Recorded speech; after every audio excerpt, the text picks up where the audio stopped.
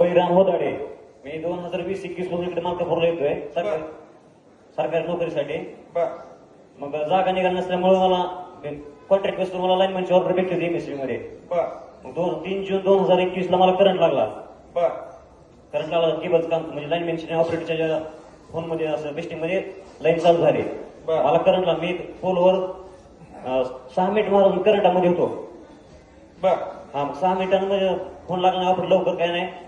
मग सप्लाय बंद झाला. पुन्हा मी खाली आलो स्वतः. मला काही झालं नाही. ज्यावेळेस मला करंट लागला त्यावेळेस दत्त महाराजची मूर्ती मला डोळ्यासमोर दिसली आणि मला खाली पडू दिलं नाही. असं महाग आतर धरलं होतं. टाळ्याच्या गजरामध्ये स्वागत करूया.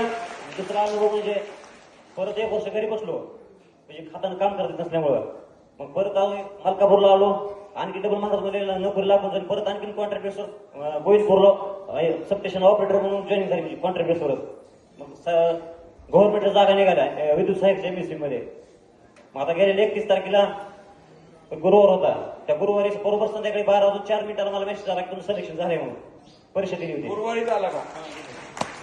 टाळ्याच्या गजरात स्वागत.